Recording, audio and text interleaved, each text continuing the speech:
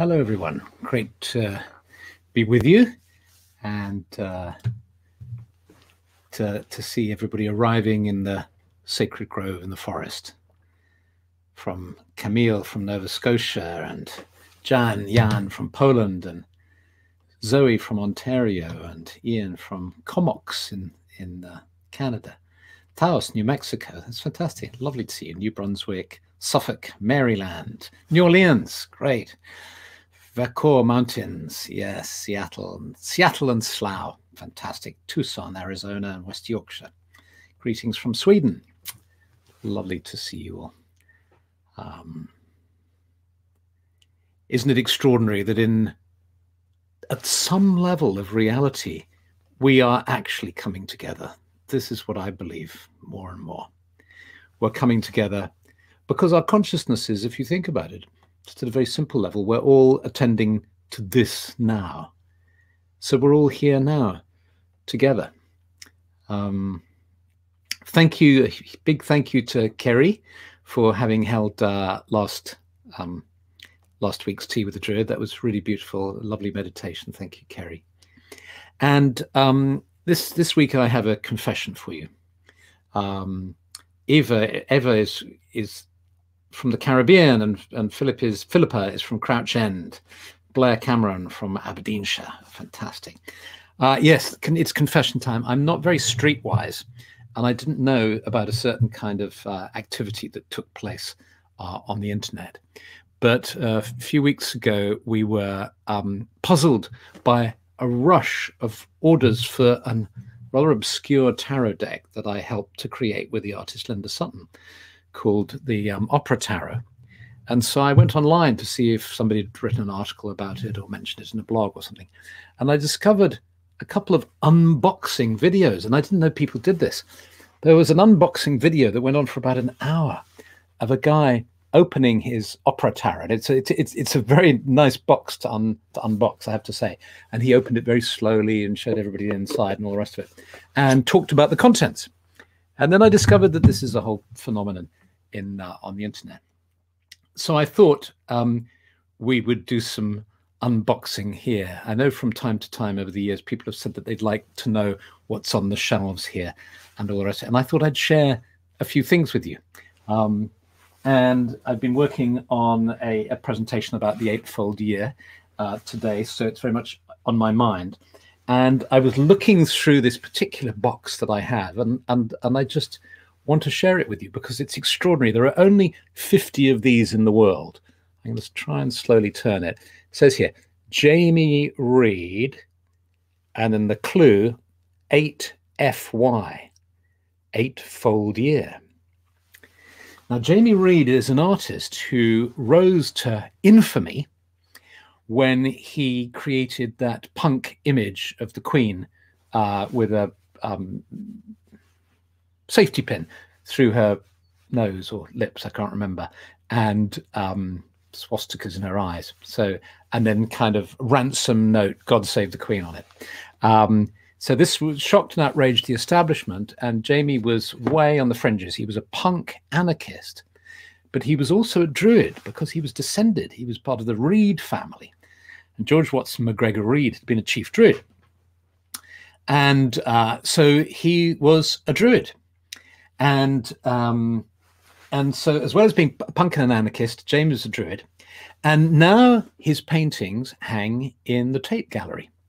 He's, from being an outsider, he's become part of the establishment. And he loves the eightfold year. And he had an exhibition in London, which also toured, where he made special wallpaper decorated with flowers and natural imagery. And he painted 365 postcards, landscapes, abstract figures, etc. And they were arranged on 8 boards with the title of the festival, Imog, Alban Isla, Alban Arfan, etc. For each of the 8 festivals of the Druid year, he placed 365 divided by 8, whatever that is. Things. And then the trick was, if you liked one, you could point it out at the gallery, and they had an art quality bubble jet printer, and they printed out a large-scale print for you. So we've got one of those on the wall downstairs. Lisa Wheeler says, the very well-known Sex Pistols artist. Exactly. And Daniel said, is that a Druid mullet you were wearing? Well, what's happening is it's getting so long, I'm having to push it out of the way to get rid of it because there's so much of it, because it's been illegal to get my hair cut. And I can't decide whether I like it or not. There's a part of me thinking, why bother to get your hair cut? Just keep letting it sweep back behind you. Another part of me wants to go back to getting it cut, so I don't know. So here we go. I'm going to unbox it because what is inside? A limited edition of 50 copies, which Janie kindly gave us a copy. And you open it up, and here inside this box is a set of loose leaf pages. Limited edition, you see there. It's a beautiful image. And it's a collection of prints, some of these abstract prints that he created, some of the 365 days of the year, abstract prints on heavy, thick art paper. And then also the reason why we got a free copy, apart from the fact that he's a friend, is because he wanted to use the diagram from the first book I wrote on Druidry, depicting the eightfold wheel of the year. And he wanted to use it to talk about each of the festivals.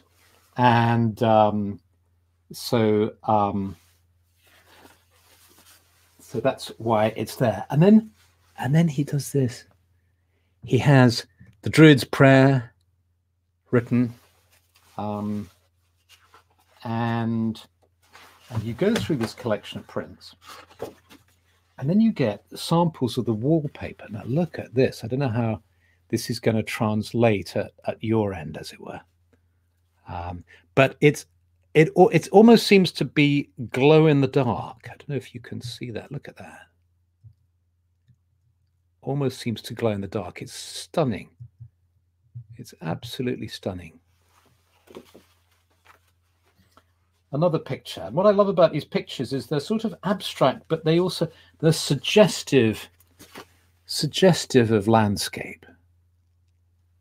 Strange shapes, brilliant colors. But then there are photographs that he's taken as well. There's a photograph of, I'm not sure what, a flower and snow or something, but it's a photograph printed on art paper.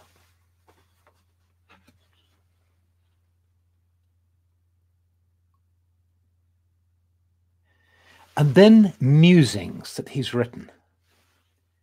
The 5th season, the lesson to learn is not a celebration of achievement, but of an acceptance of underachievement, of a complete inability to trust and accept and to learn and to make stuff, ideas, notes, more notes. And this is, isn't it wonderful how you and I can scribble stuff on pieces of paper, but if you're an artist, you change it. You print it with an interesting background, you include it, you set it in a context of art and beautiful images, and it all becomes part of an experience. More wallpaper there. And then a photograph for spring. And then another photograph of a slither of some ice on a close-up on a mossy piece of turf.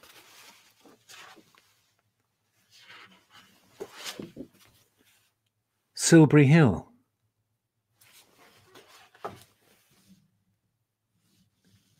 And then you turn it around. Whoops. And there you go. And this is an exploration of the spring equinox. So that's what I wanted to, and then a photograph of a sort of outdoor altar or some kind, some lanterns hanging in the trees. So thank you, Jamie, for this beautiful present. And just a few more, a landscape. It looks like Scotland, doesn't it? And a whole cluster of snails on a post. So thank you to Jamie for that lovely, lovely gift. And I'm going to follow from there this idea about the eightfold year, because it's such a powerful model. And if you think about where we are, it's the 19th of April now.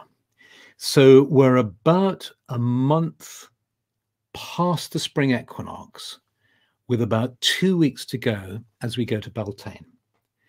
The most common kind of thing we tend to do with the eightfold wheel of the year is we think about the 8 festivals. It's such a rich model, and it provides so much for Druids and pagans and anyone to practice, that we tend to forget or not think about so much the times between the festivals. So let's just look at that. So we're in this time in the Northern Hemisphere between Alban Isla and Beltane, Bealtaine, moving, getting closer to Beltane. Now, in terms of qualities and values and ideas, the spring equinox represents hope. At the time of the spring equinox, we're filled with a sense of expectation, of promise. It's the time we start to plant seeds. And so it's a time of promise and expectation and hope that the spring is going to arrive, that the sun and the warmth is going to arrive, and that we're going to have a wonderful summer, and the year is going to unfold for us. So a time of hope and expectation. And we're moving from that hope towards Beltane, which is the time of engagement. It's a time, traditionally associated with couples coming together and making babies and so on. But if you think about what's really going on, it's a time of where all the energy around us, the life force around us, is encouraging us to engage with life, to connect, to unite, to fuse, to really become involved, which will result, as we move round the summer solstice, in manifestation. The summer solstice is the time of manifestation, grounding, bringing into being, creation. And so Beltane is also a time of engagement, because it's always good to look at the opposite festival. And opposite Beltane is Samhain, which is, of course, the time of disengagement. That's where you disengage from life, where you let go and you go into the other world, the time of death. But at Beltane, it's the opposite direction. It's the time of engagement and the energy of engagement. So this is what I feel when I walk outside now, when I sit outside, helped hugely by the lovely sunshine that we've been having in the last few days. And the fact that we've been kind of released from our cages and we're prowling the streets and wandering around in the high street. There's this energy, you can feel it moving from this almost hesitant hope and expectancy that we were experiencing towards the end of March, towards a real sense of getting out there and getting engaged and committed to life. And of course, it's interesting that the term engagement, when you commit yourself in a relationship, you become engaged. And that's one of the things that I like about Druidry, about this kind of spirituality, this embodied spirituality of Druidry, is that it doesn't place all the focus on disengagement.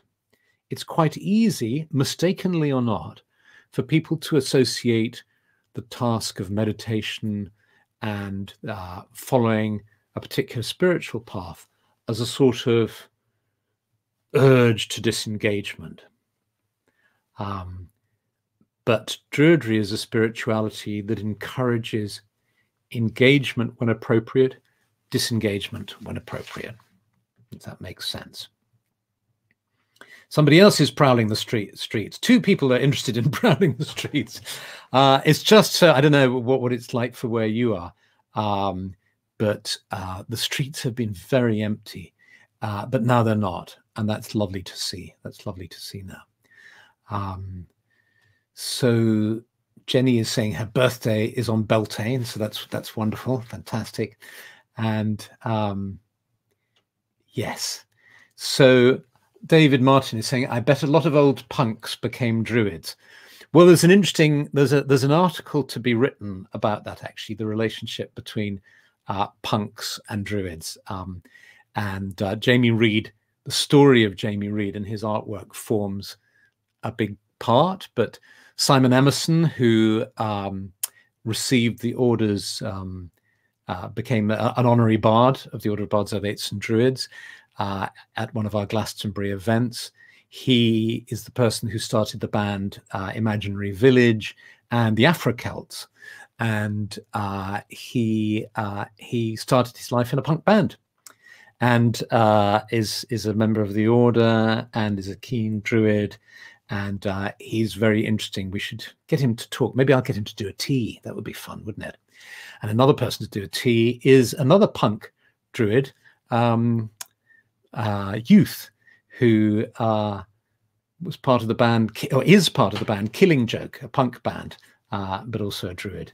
So I don't know much about punk myself. It's a kind of territory that it's a bit like the jungle out there. It's kind of too wild for me. But yes, a few questions here. There's an interesting one. Christopher White. I like to look at the eightfold year as waves with gentle peaks and troughs, not spikes. The actual days are not important. When one fades, the other starts to rise gently. It slows the year down to a gentle cruise rather than a speeding boat going as fast as possible, then stopping. Yes, exactly.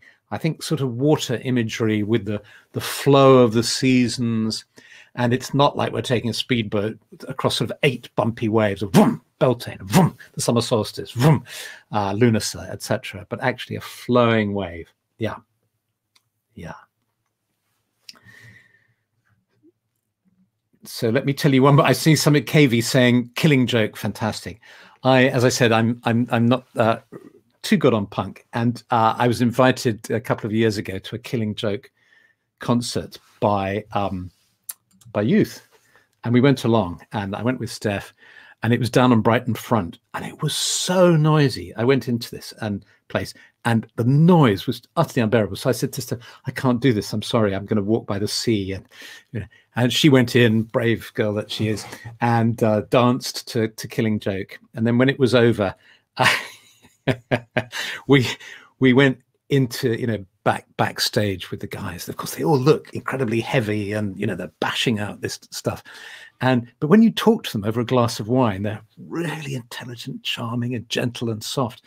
And Youth said to me, look, you've got to stay, because one of our fans who's been to every gig that we've had for years, he is an expert in cheeses and in wine. He comes over from France, and he puts on this little cheese and wine party for us. And so suddenly we were surrounded with this wonderful Frenchman dishing out different cheese and giving a little lecture about each cheese. This came from a cow that was on the western side of the Charolais fields, and this wine was made by Pierre de Bourdin and all the rest. And it was so wonderful to have this contrast between this crazy, heavy duty music and the sophisticated wine and cheese party afterwards. So Druids living it up in Brighton.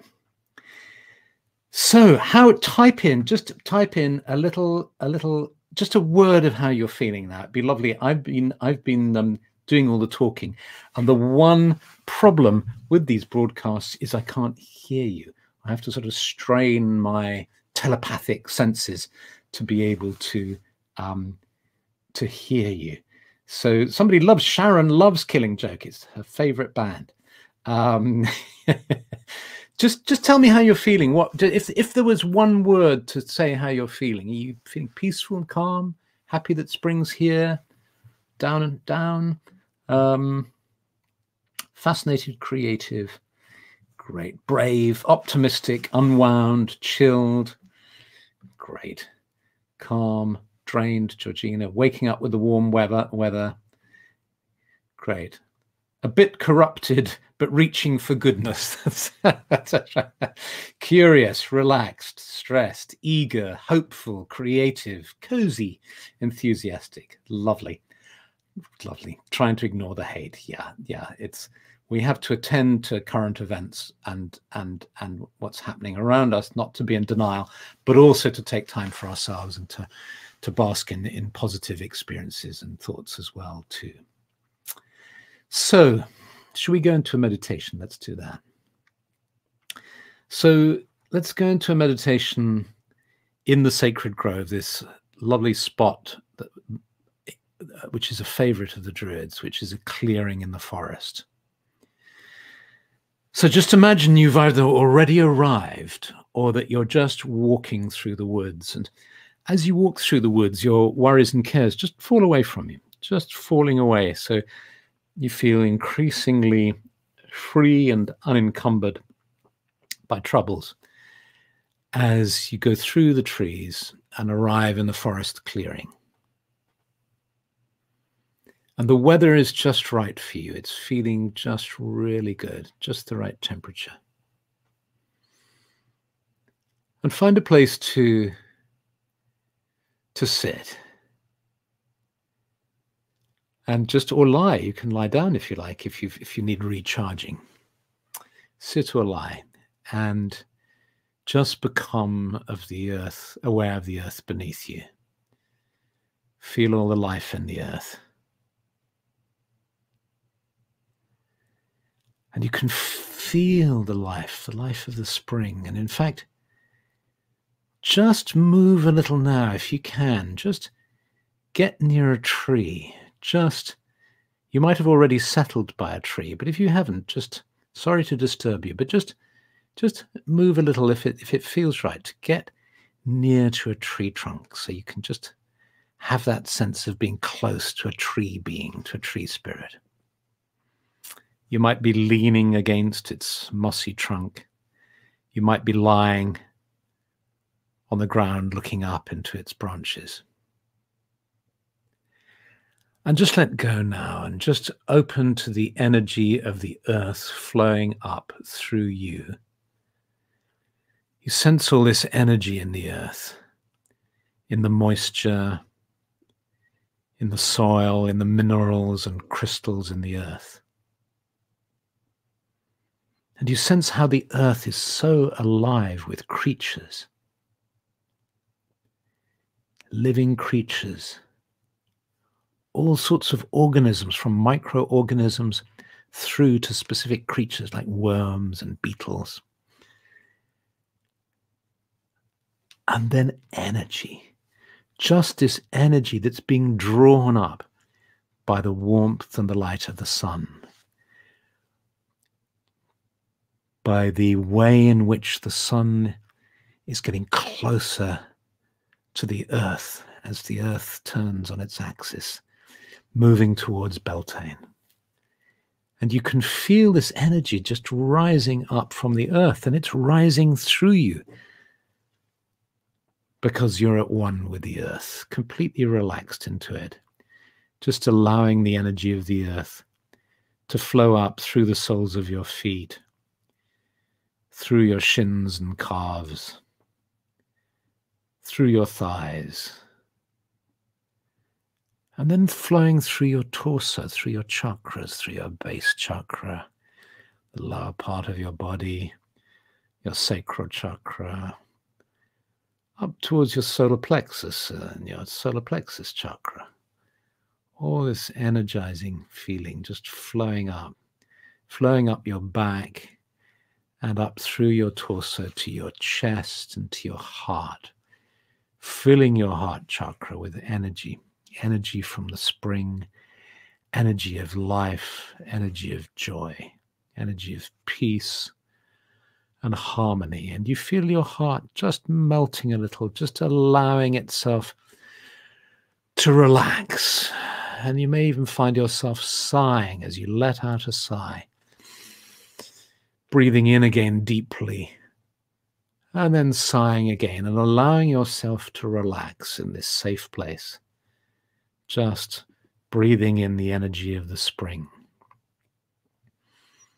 The energy of the spring flowing up into your throat chakra and your brow chakra. Up into your brow and all through your head and your face, and up to the top of your head and the crown chakra.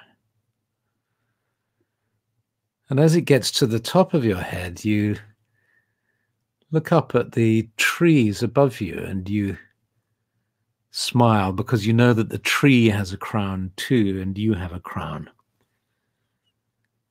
And you can feel the way the energy kind of flows out through your crown chakra and down like branches in sort of patterns, like branches, and it's just flowing and flowing down, back round in a great loop, down to your feet, and then back up through the soles of your feet, and flowing up through your body again.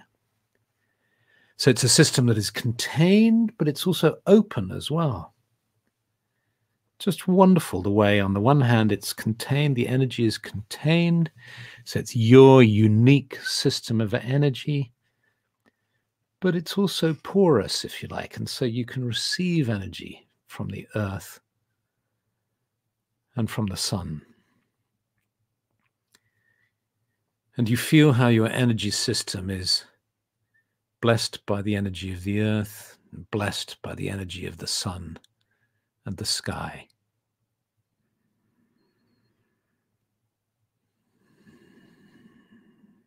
And you move your awareness to your breath now. Not trying to visualize anything, not trying to get anything, any experience, but just gently breathing in and out.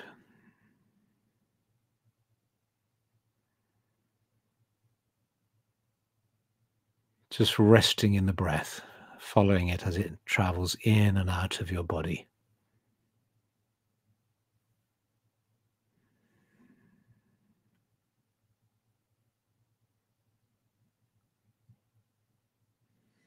And there's nothing you need to do.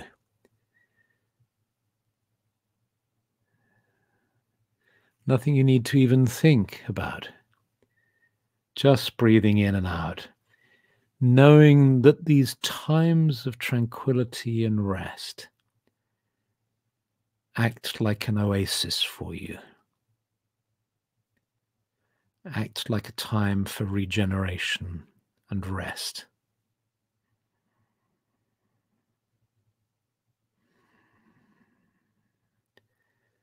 For healing and for connecting to the source of life.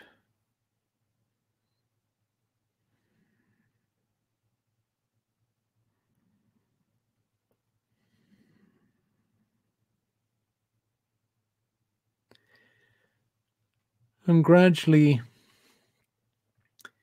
you allow your awareness of this energy flowing through you and in you to settle in a sense of calmness, in a sense of wholeness.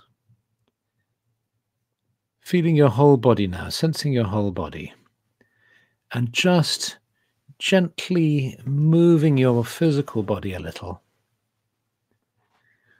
Becoming aware of your own physical body, moving your shoulders, moving your head and your neck. And just allowing your awareness of the sacred grove to fade, knowing you can return to it at any time for rest and healing. But allowing your awareness of it for now to fade as you become aware of being fully present in your physical body, here and now. Fully present, seated in front of your computer or your tablet or your screen. And when you feel ready, you open your eyes.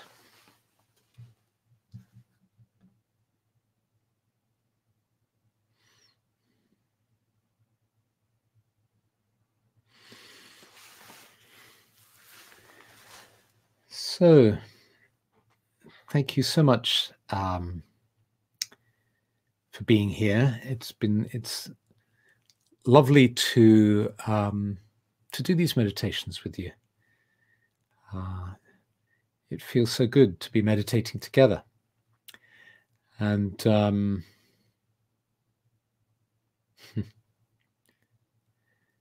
Tara was saying she didn't want to leave the grove this week. And of course, the lovely thing is the more you do this kind of meditation, the easier it becomes. And so, of course, in the Druid training, we work on developing a sense of our own sacred grove that you can enter into to feel that kind of blessing from the earth and from the sun and from the trees.